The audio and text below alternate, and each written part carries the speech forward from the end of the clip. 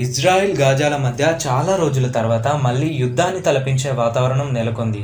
2023 September 7న Hamas మిలిటెంట్లు ఒక్కసారిగా ఇజ్రాయెల్పై రాకెట్లతో మెరుపు దాడికి దిగారు.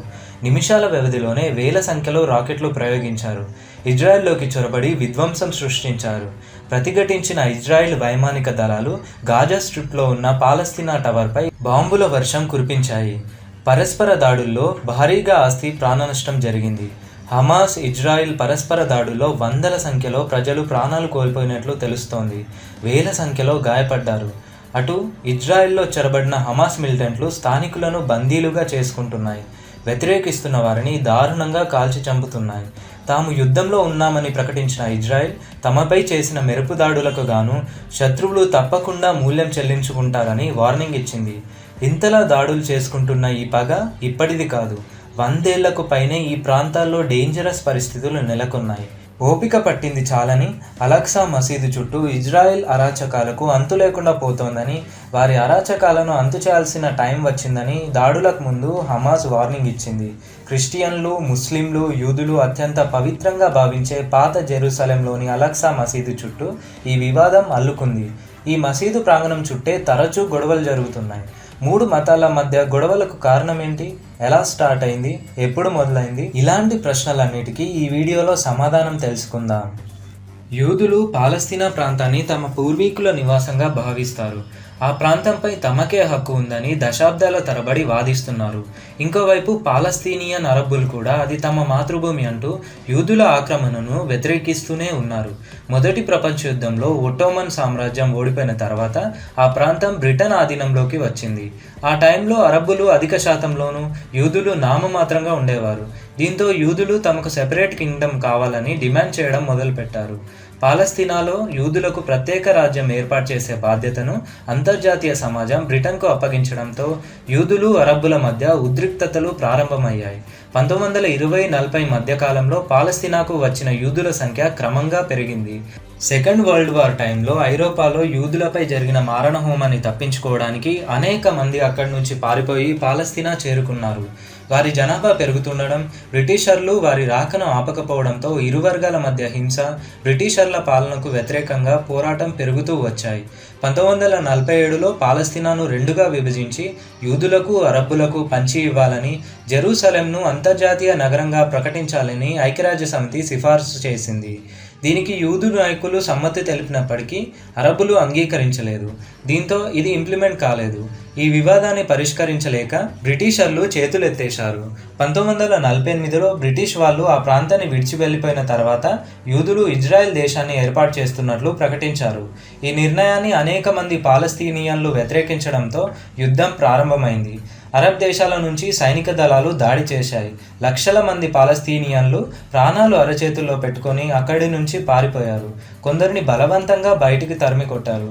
తర్వాతి ఏడాది యుద్ధం ముగిసే టైంకి ఇజ్రాయెల్ చాలా వరకు అక్కడి భూభాగాన్ని స్వాధీనం చేసుకుంది. వెస్ట్ బ్యాంక్ అని పిలిచే ప్రాంతాన్ని, జోర్డాన్, గాజా ప్రాంతాన్ని ఈజిప్టు ఆక్రమించుకున్నాయి. జెరూసలేంను 2గా విభజించి పశ్చిమం వైపు ఇజ్రాయెల్ దళాలు, తూర్పు వైపు జోర్డానియన్ దళాలు పంచుకున్నాయి. అక్కడ ఎప్పుడూ శాంతికి ఒప్పందం కుదరలేదు. ఇరు వర్గాల వారు ఒకరిపై ఒకరు దాడి చేసుకుంటూనే ఉండేవారు. ఆ తర్వాత చాలా ఏళ్ల పాటు యుద్ధాలు, వివాదాలు అలాగే ఉన్నాయి. 1967లో జరిగిన మరొక యుద్ధంలో వెస్ట్ బ్యాంక్, తూర్పు జెరూసలేంను కూడా ఇజ్రాయెల్ ఆక్రమించుకుంది. Gaza, West Bank, Jordan, Syria, లెబనాన్లలో పాలస్తీనియన్ శరణార్థులు, వారి వారసులు అధిక సంఖ్యలో నివసించేవారు. వీరంతా తమ మాతృదేశానికి తిరిగి వెళ్లేందుకు ఇజ్రాయెల్ అనుమతించలేదు. వీళ్ళు స్వదేశానికి చేరుకుంటే అక్కడ వీరి సంఖ్య పెరిగిపోయి యూదు రాజ్యంగా ఉన్న తమ దేశ ఉనికి ప్రమాదంలో పడే అవకాశం ఉందని ఇజ్రాయెల్ భావించింది. వెస్ట్ బ్యాంక్ ఇప్పటికీ ఇజ్రాయెల్ ఆధీనంలోనే ఉంది. జెరూసలేం మొత్తాన్ని తమ రాజధానిగా ఇజ్రాయెల్ ప్రకటించుకుంది. అయితే పాలస్తీనియన్లు తూర్పు జెరూసలేంను భవిష్యత్తు పాలస్తీనా రాజ్యానికి రాజధానిగా పేర్కొన్నారు. 50 ఏళ్లలో ఇజ్రాయెల్ ఈ ప్రాంతాల్లో అనేక నివాసాలను ఏర్పరచుకుంది. ప్రస్తుతం అక్కడ 7 లక్షల మందికి పైగా యూదులు నివసిస్తున్నారు. అంతర్జాతీయ చట్టాల ప్రకారం ఇళ్లన్నీ అక్రమంగా కట్టినవని పాలస్తీనియన్లు ఆరోపిస్తున్నారు. ఇజ్రాయెల్ ఈ ఆరోపణల్ని ఖండించింది. తూర్పు జెరూసలేం, గాజా, వెస్ట్ బ్యాంకులలో నివసిస్తున్న పాలస్తీనియన్లకు ఇజ్రాయెల్కు మధ్య తరచూ వివాదాలు చెలరేగుతుంటాయి. గాజా పాలస్తీనియన్ తీవ్రవాద సంస్థ హమాస్ పాలనలో ఉంది. ఈ సంస్థ ఇజ్రాయెల్తో చాలాసార్లు పోరాడింది. ఇజ్రాయిల్, ఈజిప్ట్ దేశాలు హమాస్కు ఆయుధాలు చేరకుండా గాజా సరిహద్దుల్లో నిఘా ఉంచుతాయి. ఇజ్రాయెల్ చర్యల వల్ల తాము కష్టాల పాలవుతున్నామని గాజా, వెస్ట్ బ్యాంక్లో ఉన్న పాలస్తీనియన్లు ఆరోపిస్తున్నారు. ఇలా అనేక అంశాల్లో ఇజ్రాయిల్, పాలస్తీనియన్ల మధ్య అంగీకారం కుదరడం లేదు. పాలస్తీనియన్ శరణార్థుల భవిష్యత్ ఏంటి? వెస్ట్ బ్యాంక్లో యూదుల నివాసాలను ఉంచాలా, తొలగించాలా? జెరూసలేంను ఇరు వర్గాలు పంచుకోవాలా, వద్దా? ముఖ్యంగా ఇజ్రాయెల్తో పాటు పాలస్తీనా రాజ్యం కూడా ఏర్పడాలా, వద్దా? ఇలాంటి అంశాల్లో ఇరు వర్గాల మధ్య రాజీ కుదరడం లేదు. 25 ఏళ్లలో అనేక మార్లు శాంతి చర్చలు జరిగినప్పటికీ వివాదాలు పరిష్కారం కాలేదు. దానికి తోడు యూదులు అల్ అక్సా ప్రాంతాన్ని టెంపుల్ మౌంట్గా పిలుస్తారు. వారికి కూడా ఇదే పవిత్ర స్థలం. గతంలో ఈ కొండపై 2 యూదు ఆలయాలు ఉండేవి. కాలక్రమేణా అవి ధ్వంసమయ్యాయి. మెస్సయ్య తిరిగి వచ్చాక ఆలయాన్ని మళ్ళీ కడతారని అక్కడి యూదుల నమ్మకం. అయితే ఇక్కడ ముస్లింలకు అనుమతించినట్లు యూదులు, క్రైస్తవులకు ప్రార్థనలకు అనుమతించరు. వారు కేవలం ఆ ప్లేస్ని చూసి వెళ్ళడానికి మాత్రమే పర్మిషన్ ఉంటుంది. అలా అల్ అక్సా ప్రాంగణంలో ప్రార్థనలకు అనుమతుల్లో ముస్లిమేతరులపై వివక్ష చూపుతున్నారని చాలా కాలంగా గొడవ జరుగుతోంది.